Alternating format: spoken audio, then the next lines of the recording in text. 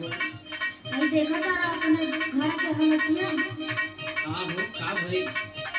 इतना बारिश काम हो गई। यही बाड़ा अबे बाहर गईला ना।